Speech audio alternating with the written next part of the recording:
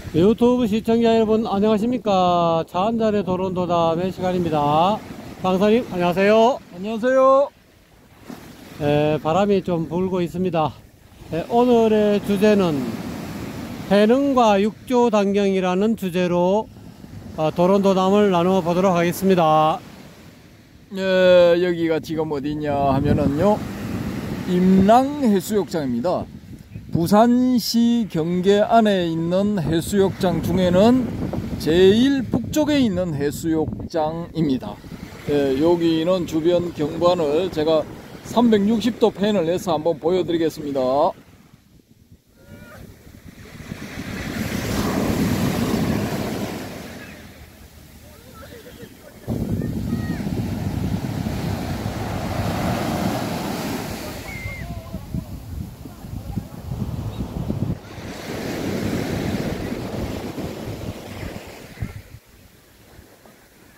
아유, 펜션이 멋지네요. 야.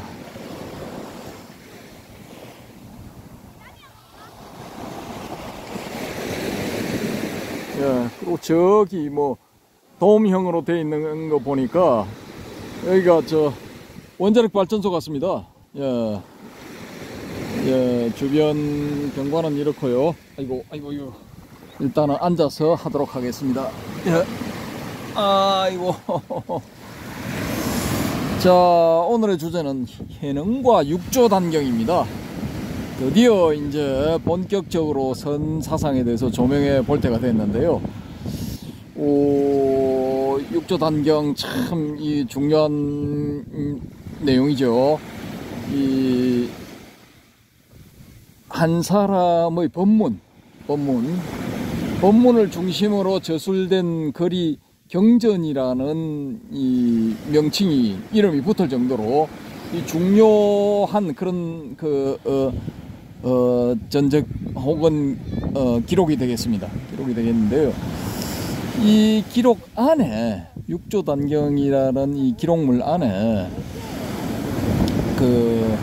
해능에 대한 이제 이 짤막한 뭐 그런 이야기 혹은 조금 더 긴 이야기 요런 것들이 이제 들어있거든요. 그리고 법보단경 혹은 육조단경이 이 몇 가지 버전이 있는데 짧은 버전, 긴 버전 뭐 이렇게 있거든요. 짧은 버전은 12,000자, 긴 버전은 24,000자 그렇다는데 뭐 그건 뭐 좀 별 크게 중요한 건 아닌데 그래도 긴 버전이 그래도 좀 많은 정보를 가지고 있겠죠.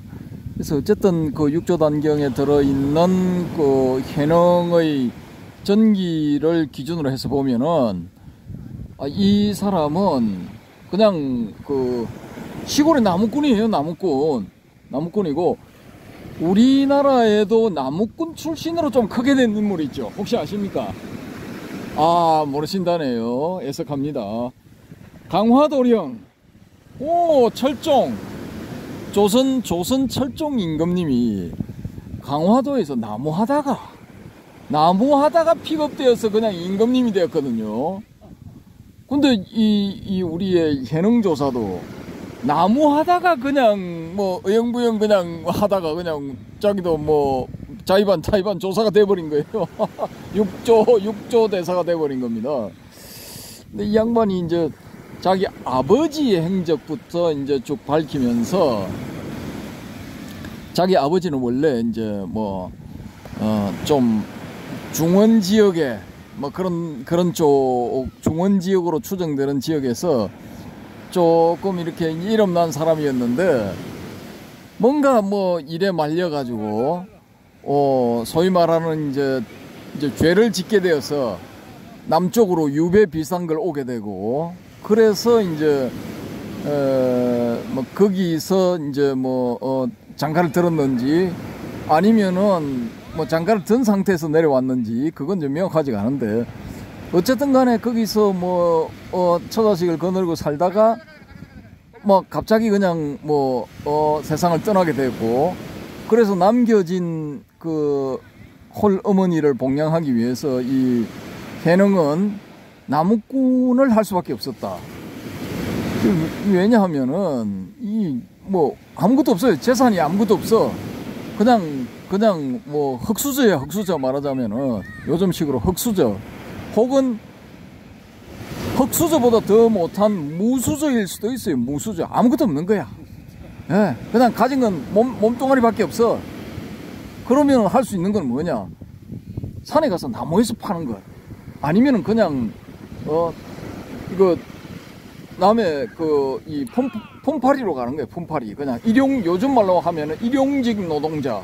그거 하는 거예요. 그 외에는 방법이 없어. 그러니까 아주 어린 나이에 도와줄 수 있는 아버지가 돌아가셨기 때문에 글도 못 배웠어. 그러니까 일자무식의 나무꾼.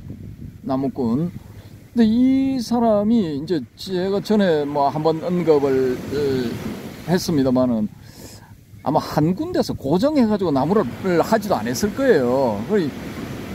금년에는 이 산에서 하고 내년에는 또 딴 산에서 하고 이런 식으로 나무를 했을 가능성이 크거든요. 어쨌든 간에 나무를 열심히 해서 어머니를 봉양하고 있는데 어느덧 이제 30이 넘어버린 거예요.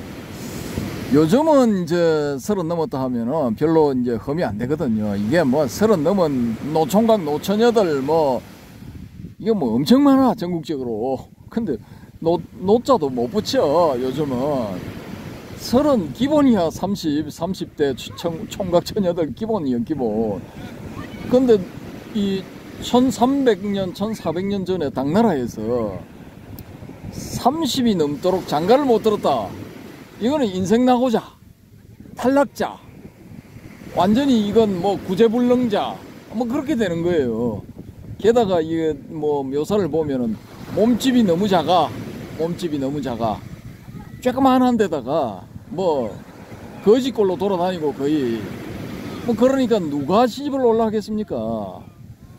그런 상황에서 어느 날 나무를 해서 장에 팔게 되었어요. 그 장에 팔러 나갔는데 손님이 객잔까지, 자기가 묵고 있는 객잔까지 나무찜을 가져다 달라 이거야. 그래서 나무찜을 가져다 줬어요. 가져다 주고 이제 그 대금을 받았겠죠. 대금을 받아서 나오는데 누군가가 경을 읽더라는 거예요.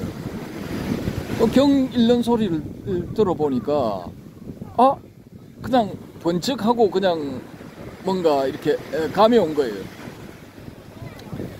그래서 이게 이제 이 구절이 억무소주 이생기심이다. 그리고 그 마음이 어떤 식이냐? 개오 열릴 개자 깨달을 오자 기심개오, 그 마음이 열리게 되었다, 열려서 깨달았다, 이런 표현을 쓰고 있어요. 야, 그러면은 우리 해능이라는 일자무식 나무꾼은 아무것도 모르는 상황에서 그 억무소주 이생기심이라는 말만 듣고 그런 깨달음을 얻었다고 그러는데, 여기서 우리가 추정해 볼 수 있는 건 이 사람이 전생에 닦지 않았다면은 이게 도대체 설명이 안 돼. 예. 그 방법밖에는 설명할 수 있는 방법이 없어요. 그 외에 또 한 가지 방법은 뭐냐? 만들어낸 가공의 인물, 가짜, 짜가 라고 할 수밖에 없어요. 이 근거가 너무 박약해. 그리고 일자무식 나무꾼이 어떻게 억무소주 이생기심이란 말을 알아들을 수 있느냐 이거죠. 예? 그건 억무소주 이생기심은 한문투의 문장투의 말인데 그 일상생활에서 쓰는 소위 말하는 백화체도 아니었을 거라고요. 그때 당시에도 이런 식의 대화체의 그런 말들은 없을 거란 말입니다. 다 풀어서 썼지.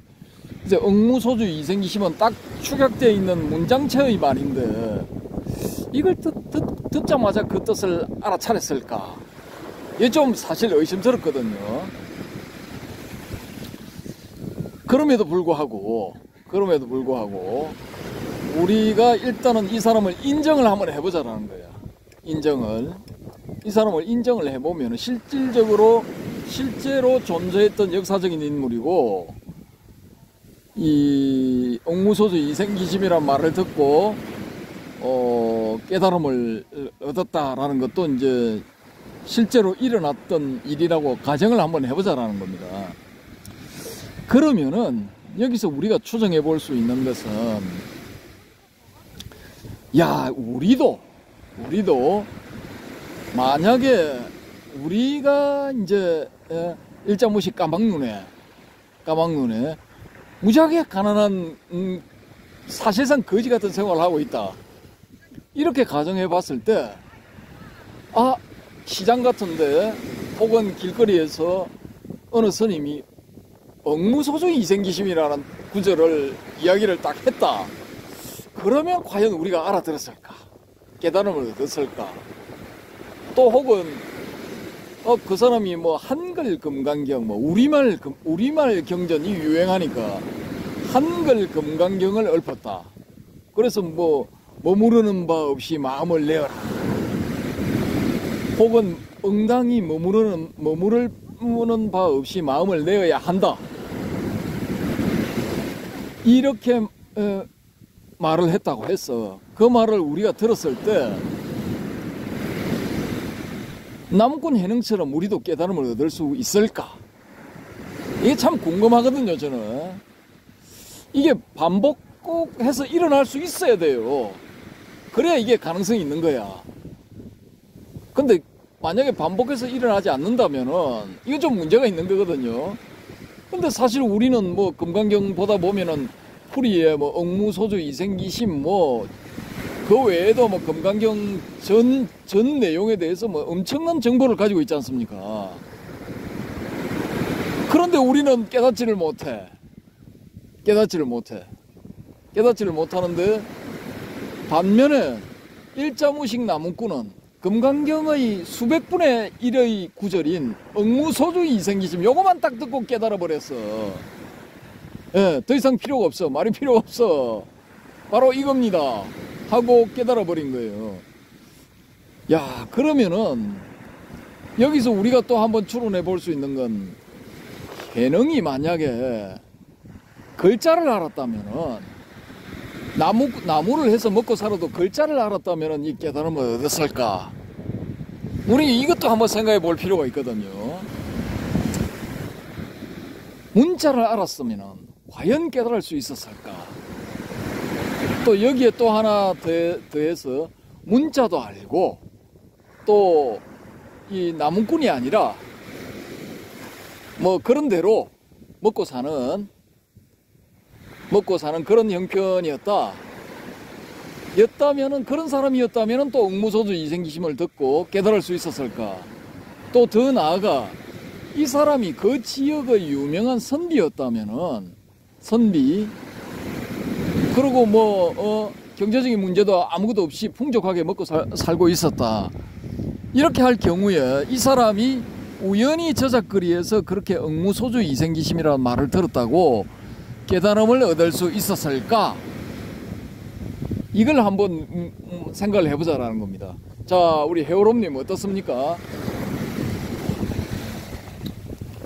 아무래도 그런 뭐 해능의 처지가 아니었으면 깨달음을 얻을 수 없었을 가능성이 굉장히 많습니다. 왜 그러냐면은 어쨌거나 간에 해능은 흑수저고, 안 그러면 무수저나 마찬가지고 삶의 어떤 그런 굉장한 곤란을 느꼈을 거란 말입니다. 그냥 나무를 해가지고 하루하루 뭐 연명해 가고, 자기뿐만 아니라 자기 어머니도 먹여 살려야 했기 때문에 굉장히 생활고에 조금 찌들렸고, 조금 뭔가 이렇게 좀 부자유스러운 그런 삶을 살았을 가능성이 많아요. 그러다 보니까 우리가 지금도 그러지만은 어떤 경제적인 고통으로 인해서 심리적으로 굉장히 어떤 그런 스트레스 내지는 그 어떤 갈등이 생길 수 있을 때, 뭔가 인생에 왜 내 인생은 이렇게 안 풀리는가, 안 풀리는 이유가 뭔가, 본인 해능 입장에서도 참 내가 왜 아버지는 빨리 돌아가시고 말이지, 어머니를 이렇게 혼자 모시면서 사는데, 그렇다고 해서 뭐 유산 물려받은 것도 없고 말이지, 그렇다고 삐까번쩍한 집에 있는 것도 아니고, 산속에 숨으면서 돌아다니면서 그야말로 나무를 어렵게 이렇게 도끼질해서 말이지, 안 그러면 또 산중에 또 바람에 넘어가거나 안 그러면 그런 어떤 썩은 조금 뭐랄까 쓰러진 나무를 뭐 톱을 이용해서 자르고 그거를 또 지게 짊어지고 장에 가서 팔아서 이 삼시세 때 이거 민생고를 해결하는 것이 굉장히 마음에 심리적으로 조금 이렇게 갈등이 있었을 수도 있었는 그런 와중에, 또는 사람이기 때문에 뭐 나무꾼이라고 해서 뭐 고민이 없었겠습니까? 그런 와중에 이제 응무소주 이생기심, 그것이 제 생각에는 이제 그게 뭐 글자는 그야말로 일자 무식꾼이 어떻게 뭐 이제 요즘 말로 하면은 응무소주 이생기심이라고 이야기한다 해서 그 말귀를 알아들었을 리 만무하고, 그거를 읽는 사람이 아마 읽고 나서 이게 구어체로 번역을 했지 않겠나. 뭐 마땅히 어디에도 머무는 바 없이 마음을 내야 한다, 이렇게 이제 그 금강경 읽는 사람이 이제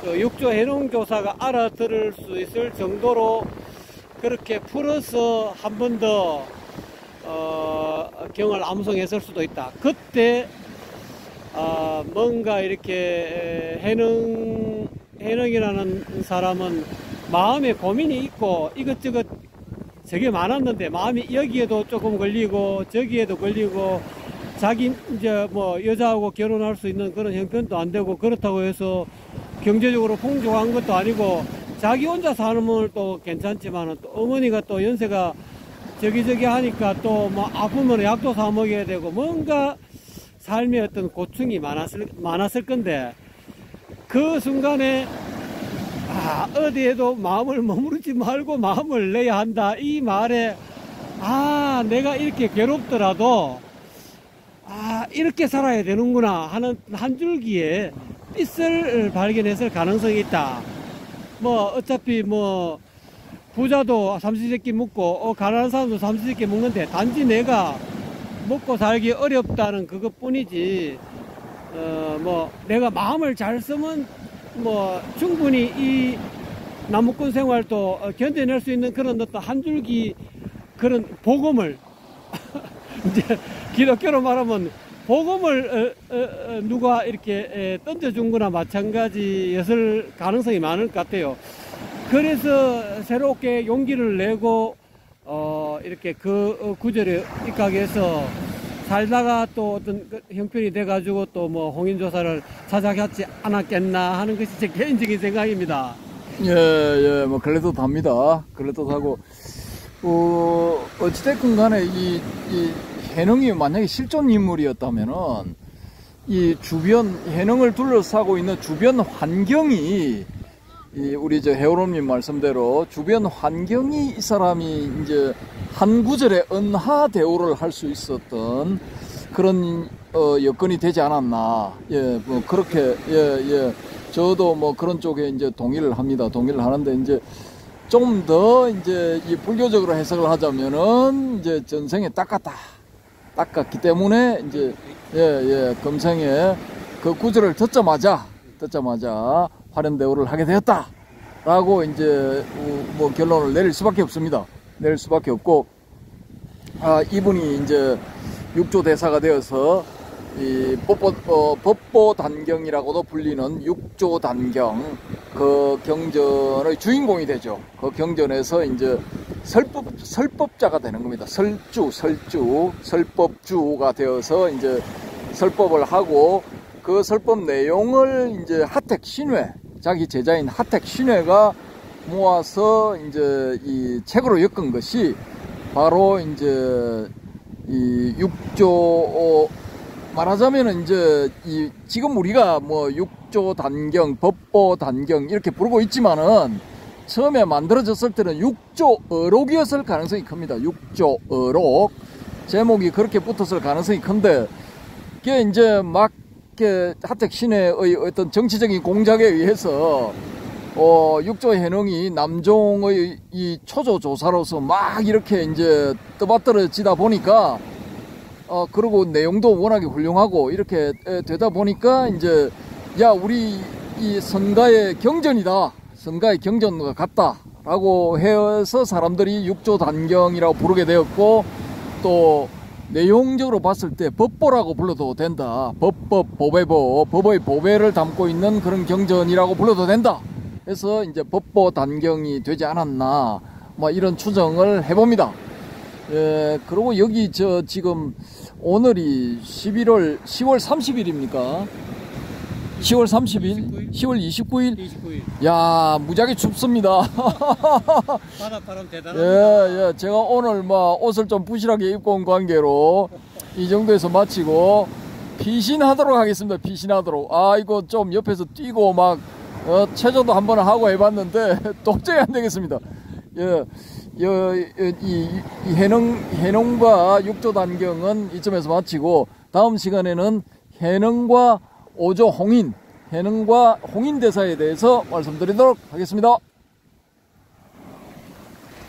방사님 수고하셨습니다. 감사합니다. 시청자 여러분 좀 도움이 되셨나요? 지금까지 시청해 주신 시청자 여러분 대단히 감사드립니다.